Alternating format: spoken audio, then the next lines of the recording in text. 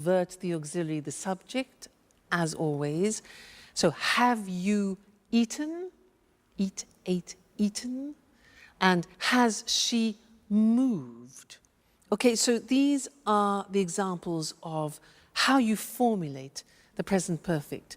Now, in the next lesson, we're going to look at when we use the present perfect, which is a little bit more tricky.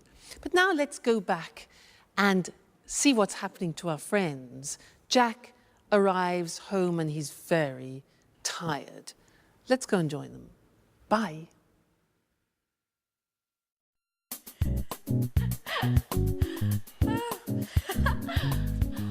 Hi, Jack. Oh, what's the matter? You look awful. I'm a wreck. And I've lost my mobile. No. Alice told me you forgot it when you left the apartment this morning. That's where it is. I've looked everywhere. I must admit, I've been a little distracted lately. I guess I need some rest.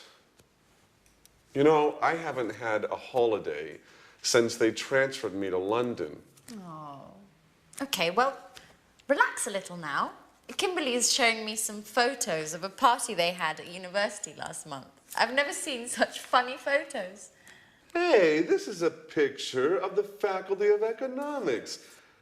I've been there for a seminar. Really? When did you attend that? Well, I was only there for 4 days, but it was really interesting. Hey guys, I've just got off the phone to Peter and he wants to know if they can come over in a bit. He wants us to convince Sharon to move to Japan with him. She hasn't decided yet if she wants to go. To Japan? It's a great country. Have you ever been there? No. And to tell you the truth, I'm not really interested in going. Why do you say that, Jack? You're right, Kimberly. Japan is a fascinating country. I haven't been since 1995. Who knows what has changed since then? Do you mind if I go to my room? Today was awful. I'm dead tired and I haven't had anything to eat. Please tell Sharon and Peter, please give Sharon and Peter my regards. I'm really not in the mood to chat this evening.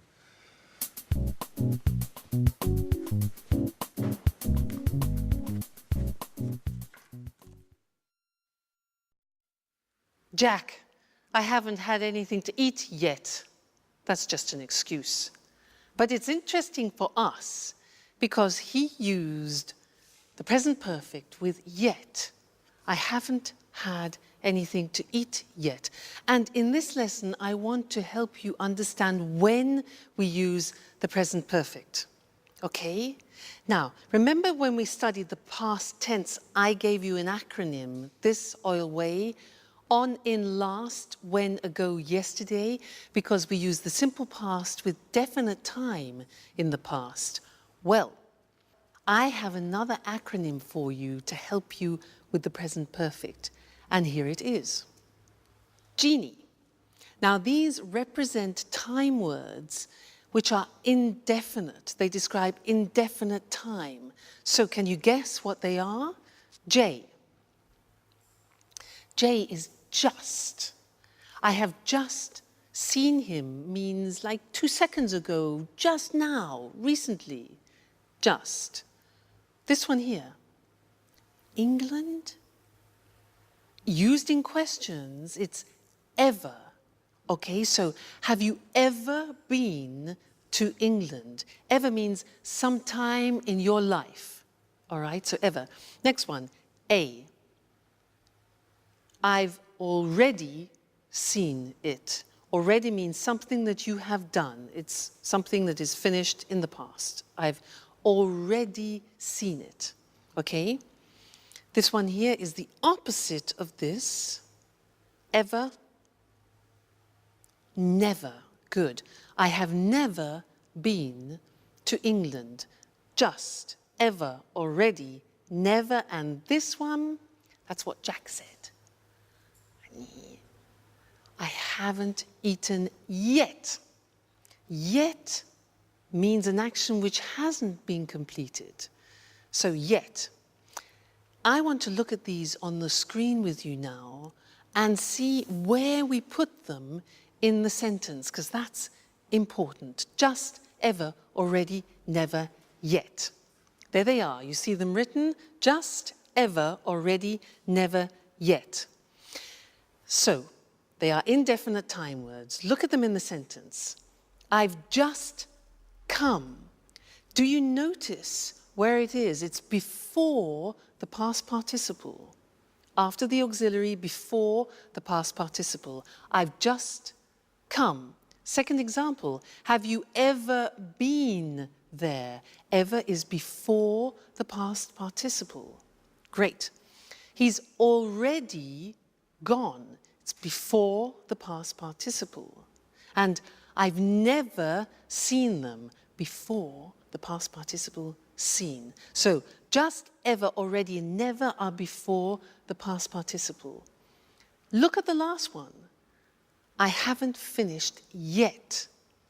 Notice that yet is the exception and it comes after the past participle. So you need to remember that. Yet is the exception. All right, so try and learn this. Just, ever, already, never, yet. When you're in the bath, just repeat it. Just, ever, already, never, yet, present perfect. All right, it will really help you when you're in conversation. And don't worry, we haven't finished with the present perfect. We will be saying other things about it in the future. So, happy memorizing. And I'll see you again soon. Bye. Hello, and welcome to this week's edition of Let's Talk, the discussion program with our commentators, Tom and Marie. Good evening, everyone. Good evening. Oh, Tom, you went to London last week, didn't you? You told me you had a meeting with an important businessman. Yes, I did. I interviewed the chief executive of a major UK financial group. He works in the city. So, you visited the heart of international high finance. Interesting. Yes, it was interesting, actually. You know, the city is very small, but very important in the world of finance. I mean, did you know that the City of London, that's its full name, is just 1 square mile, or 2.6 kilometers, and that only 7,000 people live there? Really? So few people? Yes, only 7,000 people live there, but more than 320,000 people a day commute into the city to work there. Wow, 1/3 commuters every day. Can we explain to our viewers just why this part of London is so important? Of course. The city is a global financial centre with hundreds of banks, financial exchanges, insurance companies and investment companies. You know, there are more than 500 companies in the city. That's right. And it also has several important commodity markets. The city's the place to buy commodities such as oil, gold, and silver. In the city, people carry out all kinds of financial transactions. They borrow money, save money, invest money, buy and sell commodities, buy and sell insurance for all kinds of things, from oil tankers to skyscrapers. Exactly, Marie. Together with Tokyo and New York, the city is one of the world's most important financial centers. It's situated between the time zones of Asia and America. In fact, offices in the city don't have just one clock, they have at least 4 with clocks showing the time for Tokyo, Zurich, and New York. So, the city is open for business 24 hours a day. Well, do only people from the world of finance work there? Oh no, lots of other highly skilled people work there. For example, many lawyers, accountants and computer experts work there. They help the banks and insurance companies to work smoothly. It's worth remembering too that the city is a beautiful place to visit. It can be ultra-modern and medieval at the same time. There are some beautiful old buildings, especially the churches, and some innovative new buildings such as the Lloyd's Insurance Building and the Swiss Re Building, or the Gherkin as it's now known. But remember, don't visit the city at weekends. There's nobody there, and most of the shops and pubs are closed. Ah, thank you for that tip. Well, the city is the financial heart of the UK and perhaps of Europe. But it is also an interesting place to visit with many interesting buildings. Thanks to our commentators. Goodbye. Goodbye. Goodbye, everyone, and see you again soon for our next interesting appointment with Let's Talk. So, the City of London is the financial heart of the UK, the heart of international high finance.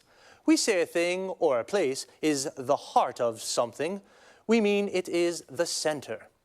Well, the City of London is very important. 320,000 people commute every day to work there. To commute means to travel regularly from work to home to work. Usually, the distance is quite far.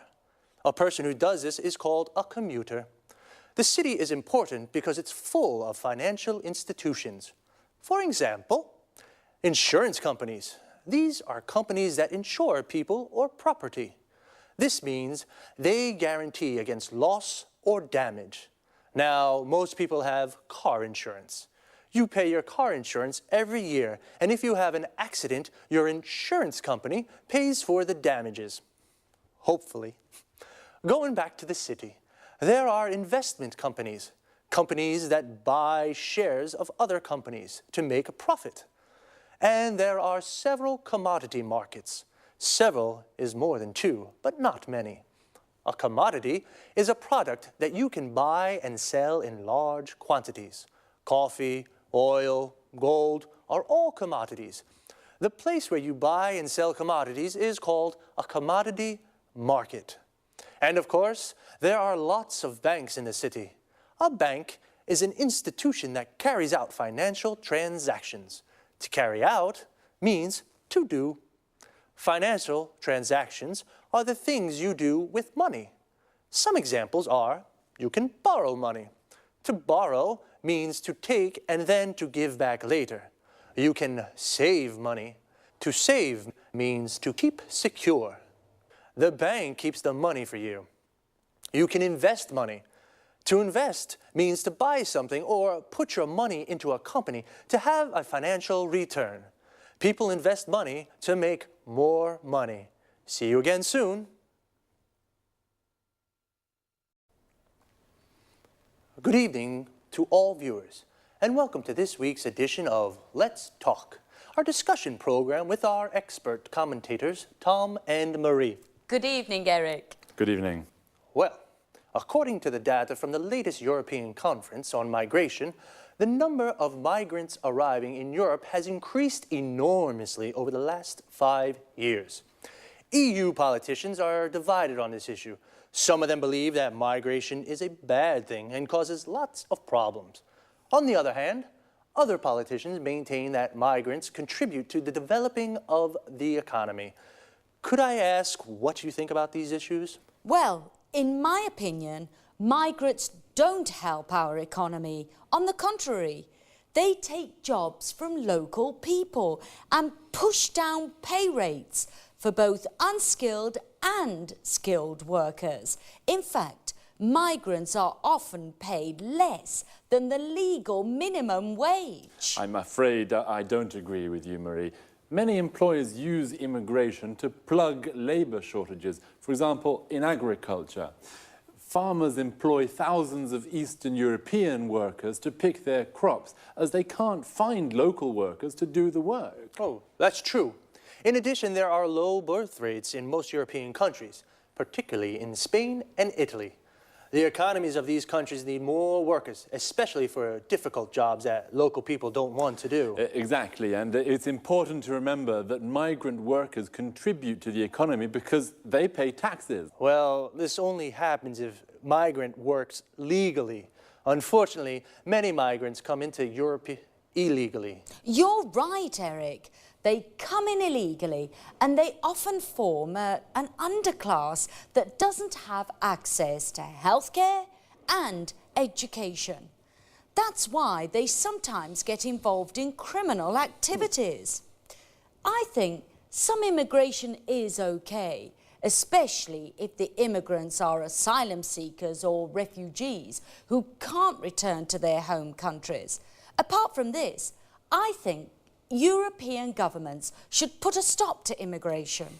How do you suggest they do this? Well, the EU should do more to help develop the economies of North and West Africa. This would help economic migrants, migrants who come to Europe to work, to stay at home, find a job, and develop their local economies. Come on, Marie. Today, the world is a global village. People have always moved around the world. Don't forget, for example, the millions of Europeans who migrated to North America at the beginning of the last century. They experienced the same problems that the Africans are experiencing today. That's right, Tom. Migration is as old as the human race. People have always moved to where it is possible to make a living. Maybe we should get used to the ideas that our society is becoming more and more multiracial. Okay, this discussion has been very interesting, but unfortunately it is time to say goodbye to Tom and Marie. Goodbye, Eric. Goodbye. Goodbye. Goodbye, and see you again soon for our next installment of Let's Talk. First of all, let's look at the difference between migration and immigration. Migration is the movement of people from one country to another. A migrant is a traveler who moves from one country to another. There are two kinds of migrants: economic migrants, who come from poor countries and look for work in Europe, and asylum seekers and refugees, people who must leave their home country because their lives are in danger there. Immigration is the migration of people into a country to live there. So, an immigrant is a person who goes to a foreign country to live there. Data shows that the number of migrants coming to Europe is increasing. Data is another word for information, usually numbers. Well, there are divided opinions in the EU. The EU stands for the European Union. Some EU politicians think it's a good thing because migrants contribute to the development of European economies. This means they help the economy to grow. How do they contribute? They pay taxes. Tax is the money we pay from our salaries to the government. And employers, these are the people who give jobs to other people, use migrants to plug labor shortages. This means they give jobs to the migrants because there are no local people to do the work. Other EU politicians think immigration is a bad thing because migrants push down pay rates. This means they reduce the amount of money that people are paid. How do they push down pay rates? They are often paid less than the legal minimum wage. This is the lowest legal salary a person can receive. Some migrants work illegally. Illegally means against the law. Migrants who pay taxes work legally. Legally means following the law. I'm afraid I have to say goodbye now. I'll see you next time for another discussion on Let's Talk.